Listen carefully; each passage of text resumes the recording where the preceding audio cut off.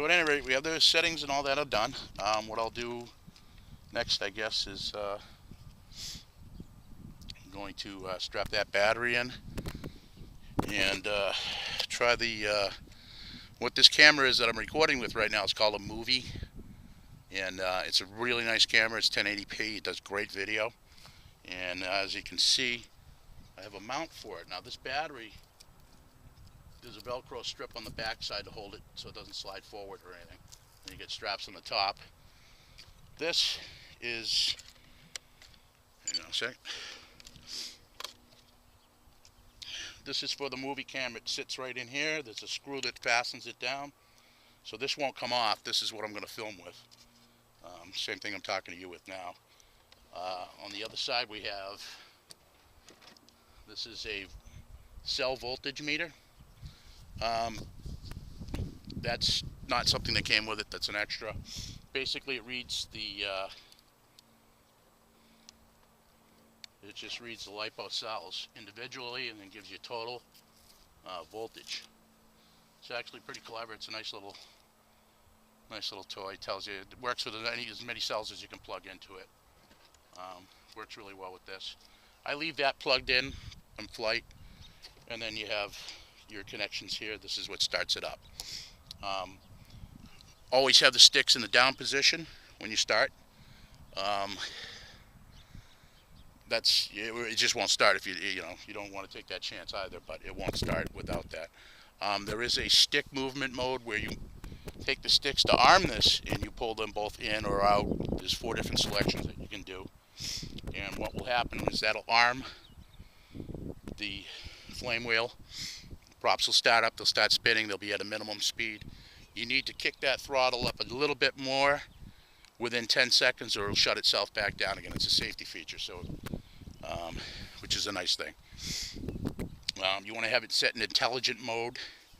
That's another thing, in case there is something going on that you need to bring it down in a hurry. You still have full control over it. The theory behind the barometer that's built into it, and it's got an ailerometer. I'm not sure if that was right.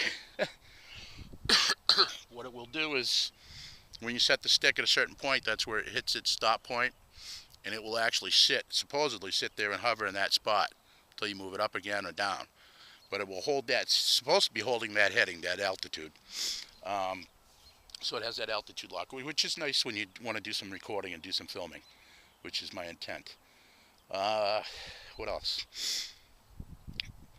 So basically we'll just we'll hook it up and we're going to take it for its first flight, and we'll put the old camera on there, and hopefully we don't smash it into the ground and ruin everything in one shot. It's supposedly set up correctly. I mean, I've gone over everything twice. Again, it's hard to get support for this. It really matters where you buy it, and then what I've noticed is there's probably maybe 10, 15 distributors, I think, maybe that many. And there's probably 4 or 5 within the United States. All the rest of them are in Canada, France, Germany, Japan. This comes from China. DJI makes it. That's the name of the company. But they don't sell direct. They sell to distributors. So if you want to get one, you got to get through somebody's website or something. I think the price on it was $760 with all the goodies on it, with the LED lights, and with the price on the battery. The battery, I took a beating on the battery. I was charged $70 for the battery. I looked over on Hobby King's website and found that exact same battery for $28. So I took a whipping on that. But again, being able to speak to the guy live on the phone, and he's helping me set it up and get it correctly set up, and he's been doing it for years, and he's the distributor.